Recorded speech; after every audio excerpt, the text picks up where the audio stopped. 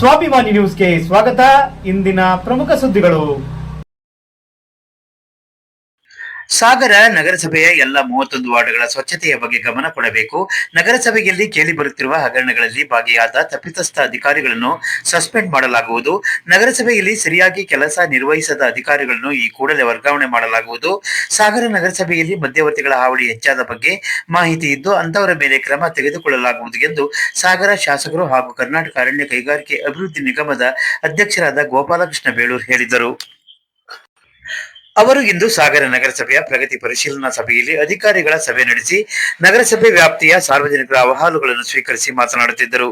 ಸಭೆ ಆರಂಭವಾಗುತ್ತಿದ್ದಂತೆ ಸಾಗರ ನಗರಸಭೆಯ ಸ್ವಚ್ಛತೆಯ ಬಗ್ಗೆ ಗಮನ ಕೊಡದ ಅಧಿಕಾರಿಗಳ ಬಗ್ಗೆ ತೀವ್ರ ತರಾಟೆ ತೆಗೆದುಕೊಂಡರಲ್ಲದೆ ಅಧಿಕಾರಿಗಳಿಗೆ ಖಡಕ್ ಎಚ್ಚರಿಕೆ ನೀಡಿದರು.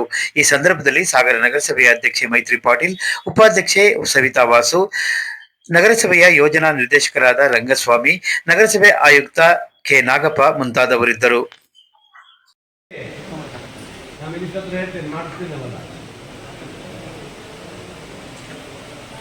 ಅದಾಯ್ತಾ. ಆಮೇಲೆ ಹಾಕಿದ್ರು ಅನ್ನೋದನ್ನ ನೀವು ಯಾರು ನೋಡಿರಲಿಲ್ಲ. ಬೆಂಕಿ ಬಿದ್ದು ಸಮಸ್ಯೆ ಎಲ್ಲ ಆಯ್ತು. ಆ ಬೆಂಕಿ ಬೀಳಕ್ಕೆ ಕಾರಣ ಯಾರು ಊರವ್ರು ಯಾರು ಹಾಕೋಕ್ಕಾಗಲ್ಲ. ನಿಮ್ಮಲ್ಲೇ ಯಾರು ಹಾಕಿದ್ದಾರೆ ಅಂತ ನನಗೇನು ಡೌಟ್ ಇತ್ತು. ನಿಮ್ಮಲ್ಲೇ ಯಾರು ಒಬ್ಬ ಹಾಕಿದ್ದಾರೆ ಅಂತ ನಮ್ಗೆ ಡೌಟ್ ಬರ್ತದೆ. ಏನಾದ್ರು ಹೇಳಕ್ಕಾಗಲ್ಲ. ಊರಿನವರು ಅಲ್ಲಿ ಬಗೆ ಹಾಕಿ ಆ ತೊಬ್ಬು ವಾಸನೆ ಕುಡಿಯಕ್ಕೆ ಹಾಕ್ತಾರೆ ಅವರು. ಅವ್ರ ಪಾಪ ಪ್ರಾಮಾಣಿಕವಾಗಿ ಆ ಕಾಲದಲ್ಲಿ 2009 ನನಗೆ ಬಿಟ್ಕೊಟ್ಟಿದ್ದಾರೆ ಪಾಪ. ಅವತ್ತು ಹೋರಾಟ ಮಾಡಿ ಭಾರಿ ಗಲಾಟೆ ಮಾಡಿದ್ಮೇಲೆ ನಾನು ಹೋದೆ ಯಾಕೆ ಅಂತ ಹೇಳಿದ್ಮೇಲೆ ಒಪ್ಕೊಂಡು ನನ್ನ ಮಾತಿಗೆ ಬೆಲೆ ಕೊಟ್ಟು ಅಲ್ಲಿ ಕೊಟ್ಟಿದ್ದಾರೆ.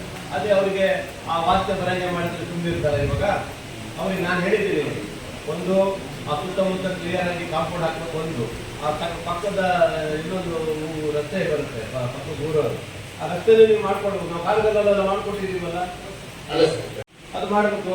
ಆಮೇಲೆ ಉನ್ನತಿಗೂ ನೀವು ಮಾಡ್ಕೊಡ್ಬೇಕು. ಅಲ್ಲ ಮತ್ತೆ ಮಾಡ್ಕೊಂಡು 8 ವರ್ಷ ಮಾಡಿ ನೀವು ನೋಡಿ. ಯಾರಪ್ಪ ಯಾರಪ್ಪ ಏನು ಖರ್ಚು ಮಾಡ್ತಾರೆ? ಪೈಪ್ ಲೈನ್ ಹಾಕಿದ್ದೀವಿ. ಆಮೇಲೆ ಅದನ್ನು ಹರಡಿದ್ದನ್ನ JCB ಓಟ್ ಮಾಡಿ ಒಂದು ಕಡೆ ತಗೊಂಡೋಗೆಲ್ಲ ಕ್ಲೀನ್ ಮಾಡಿ ರಸ್ತೆ ಬದಿಗೆಲ್ಲ ಕ್ಲೀನ್ ಮಾಡಿ ಒಂದು ಕಡೆ ಹಾಕಿ ಇಷ್ಟು ಕೆಲಸ ಬಿಟ್ಟಿದ್ದಾವೆ. 3 ಲೀಟರ್ ಪಾಡ್ಗಡೆಲ್ಲ ಬೆಳೆದೇವೆ. ಚರಂಡಿ ಎಲ್ಲ ಶೆಡ್ ತುಂಬಿಕೊಂಡು ಕುತ್ಕೊಂಡ್ಬಿಟ್ಟಿದ್ದಾವೆ. ಈಗ ನಮ್ಮನೆಲ್ಲ 6 ತಿಂಗಳು 7 ತಿಂಗಳಿಗೆ ಒಂದ್ಸಲ ಬರೋದಿದೆ. ಬಂದರೂ ವಾರ್ಡ್ ಕಂಪ್ಲೀಟ್ ಕ್ಲಿಯರ್ ಆಗಿರಲ್ಲ. 7-8 ರೋಡ್ ಪೆಂಡಿಂಗ್ ಇದೆ ಈಗಿನ ಪರಿಸ್ಥಿತಿಗೆ.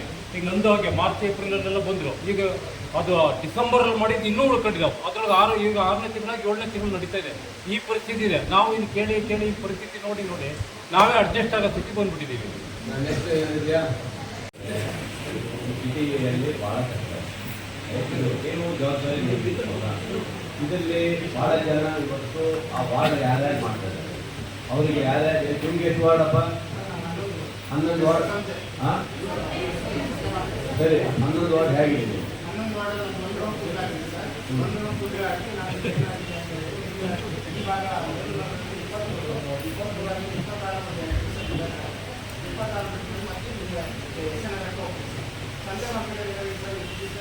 ಇವ್ರ ವಾರ್ಡಲ್ಲಿ ಯಾರಾದ್ರೂ ಇದ್ದೀರಾ? ಇದೆ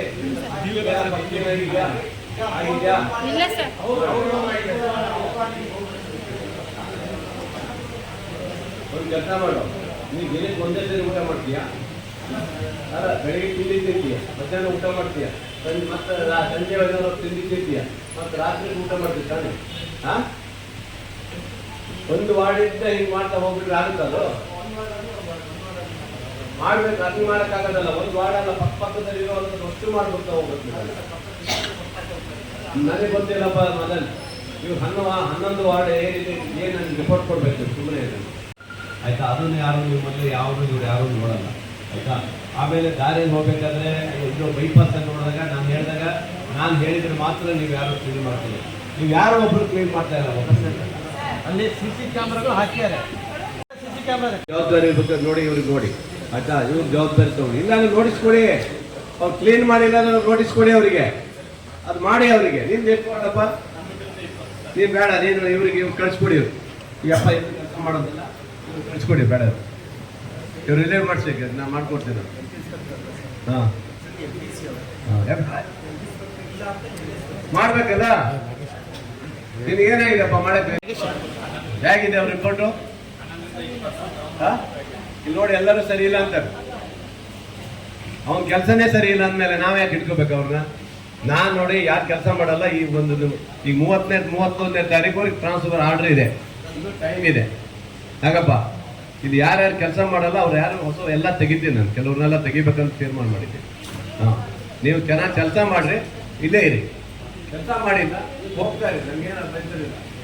ಇಲ್ಲಿ ಎಷ್ಟು ಸರಿ ಹೇಳ್ಬೇಕು ನಿಮ್ಗೆ ಪ್ರತಿ ಸರಿ ನಾನು ನಿಮಗೆ ಫೋನ್ ಮಾಡಿ ಇಲ್ಲಿ ಸ್ವಚ್ಛ ಮಾಡ್ರಿ ಅಲ್ಲಿ ಸ್ವಚ್ಛ ಮಾಡಿ ಹೇಳಕ್ಕ ನಾನು ಇರೋದು ನಿಮಗೆ. ಇಲ್ಲಿ ಜವಾಬ್ದಾರಿ ನಿಮಗೆ ಇರ್ಬೇಕಲ್ಲ. ನಿಮಗೆ ಹೇಳದ್ನಲ್ವಾ, ಇವನಿಗೆ ಕಣ್ಕಾಣಲ್ವಾ, ಅವನಿಗೆ ಕಣ್ಕಾಣಲ್ವಾ, ನಿಮ್ ಕಾಣಲ್ವಲ್ಪ, ದಾರಿಯಲ್ಲಿ ನಿಮ್ಗೆ ಕಣ್ಕಾಣಲ್ಲ. ನಿಮಗೆ ಎಷ್ಟು ಜನ ಟೂರಿಸ್ಟ್ ಬರ್ತಾರೆ, ಸಾಗರ ಕ್ಷೇತ್ರಕ್ಕೆ ಬರ್ತಾ ಇದ್ದಾರೆ, ಜಡ್ಜ್ಗಳು ಬರ್ತಾರೆ, ಇನ್ನೊಬ್ರು ಬರ್ತಾರೆ, ಆಫೀಸರ್ಸ್ ಬರ್ತಾರೆ, ಬೇರೆ ಬೇರೆ ಜನ ಬರ್ತಾರೆ. ಏನ್ ಅಶೆ ಆಗಲ್ವಾ ಅದು ನೋಡಕ್ ನಮ್ಗೆ?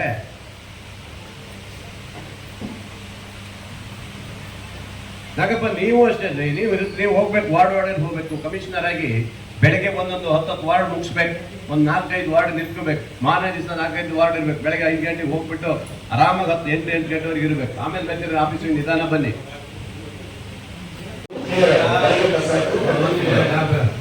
ಮದನಿ ನೋಡಿ, ನೆಕ್ಸ್ಟ್ ನನಗೇನಾದರೂ ಕಸ ಹಾಕಿದ್ರೆ ಏನಾದರೂ ಕಂಡಾಗ ನಾನು ದಾರಿ ಹೋಗ್ತಾ ನಾನು ಮುಂದೆ ಹೋಗಲ್ಲ.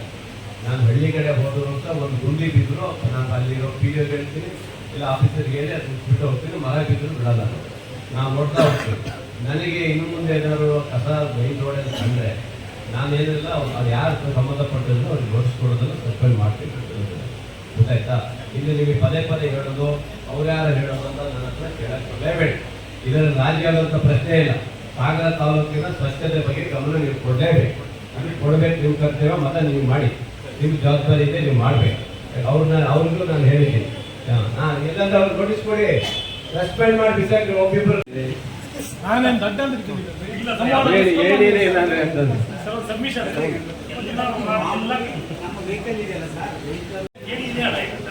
ಎಷ್ಟಂತ ನಿಮ್ಗೆ ಶೇಪ್ ಮಾಡ್ತಾ ಕೂತ್ಕೊಳ್ಳೋಣ. ಎರಡನೇ ಮೀಟಿಂಗ್ ಆಗಿತ್ತು ಸರ್. ಒಂದು ಚುನಾವಣೆ ಆದ ನಂತರ ಈಗ ಮೇಡಮ್ ಒಂದು ಮೀಟಿಂಗ್ ಮಾಡಿದ್ದಾರೆ. 6 ತಿಂಗಳು ಜನಾಂಗ ಕೊಟ್ಟಿದ್ದೀವಿ ಸರ್. ಅಂದ್ರೆ ಒಟ್ಟಿಗೆ 2 ವರ್ಷ ಇಡಕ್ಕಾಗಿಲ್ಲ ಅಂದ್ರೆ 6 ತಿಂಗಳು ಕೊಡಿ ಅಂತ ಹೇಳಿದ್ರು.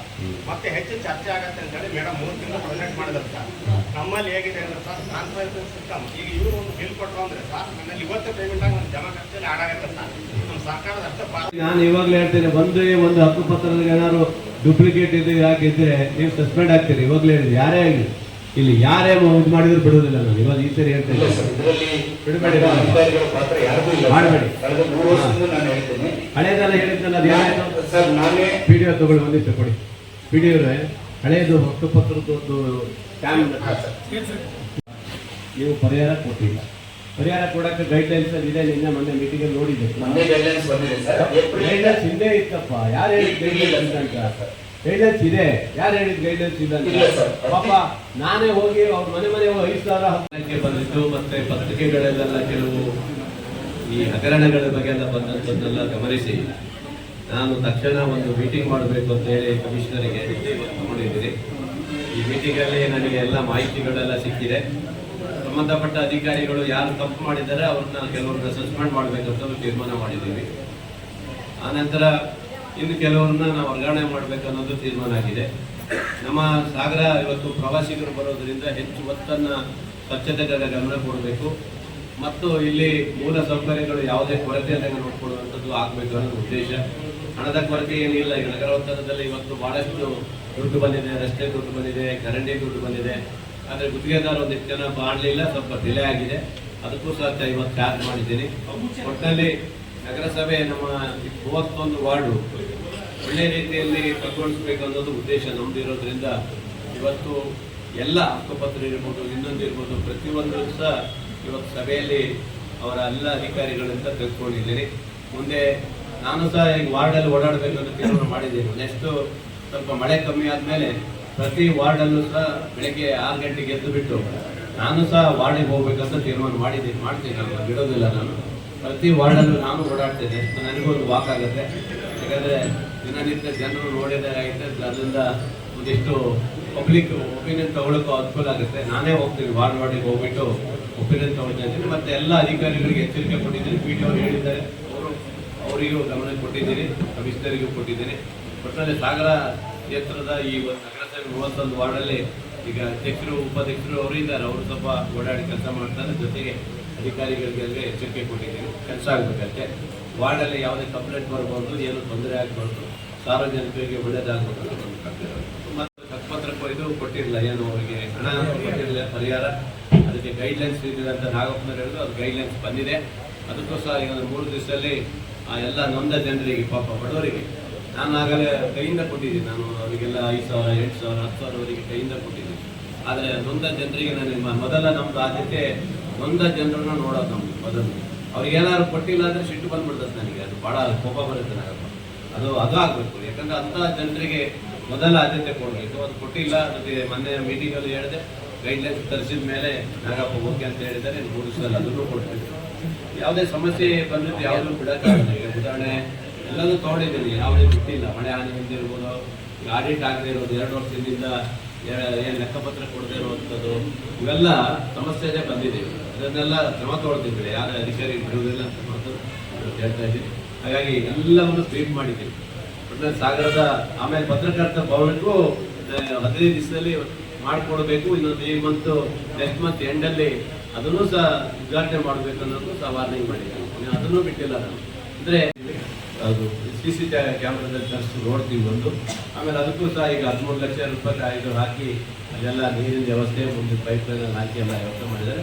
ಅದು ಯಾರೋ ಮುಖ್ಯ ಇವ್ರು ಬರ್ತಾರಂತ, ಅದು ಏನೋ ತೆಗೆದುಕೊಂಡು ಹೋಗ್ತಾರಂತ. ಆ ಕಾಲದಲ್ಲೇ ಜಾಗ ಕೊಟ್ಟಿದ್ದಾರೆ. ಆ ಭಾಗದ ಜನರಿಗೆ ರಸ್ತೆ ಅಲ್ಲಿ ಏನೇನು ಕೇಳ್ತಾರೆ ಅದೆಲ್ಲ ಸೌಲಭ್ಯ ಅವ್ರಿಗೆ ಒದಗಿಸ್ಬೇಕು ಅಂತದ್ದು ನನ್ನ ಅವ್ರಿಗೆ ವಾರ್ನಿಂಗ್ ಮಾಡಿದ್ದೀನಿ. ಹೇಳಿದ್ದೀನಿ ನಾಗಪ್ಪ, ಮಧ್ಯವರ್ತಿಗಳು ಯಾರಿದೆ ಅವ್ರು ಓಡಿಸ್ಲಿಲ್ಲ, ಅವ್ರು ಯಾರು ಹಸ್ತಕ್ಷೇಪಿಸ್ಬಿಟ್ಟಿಲ್ಲ. ಇಲ್ಲೇನು ಮಧ್ಯವರ್ತಿಗಳಿಗಿದೆ ಅವ್ರಿಗೆ ಒಂದು ಇಲ್ಲೇ ಕಾಯಿ ನಿಂತವ್ರು ಇದ್ರೆ ಕಂಪ್ಲೇಂಟ್ ಮಾಡಿ ಅವ್ರಿಗೆ. ಯಾಕೆ ಅವ್ರು ಹಿಡ್ಕೊಂಡಿದ್ದೀರಿ? ಮಧ್ಯವರ್ತಿಗಳು ಯಾರು ಅಂತರ ಇದ್ರೆ ನಮ್ಮ ಗಮನಕ್ಕೆ ತಂದ್ರೆ ಖಂಡಿತ ಹೊರಗಾಗ್ತೀವಿ.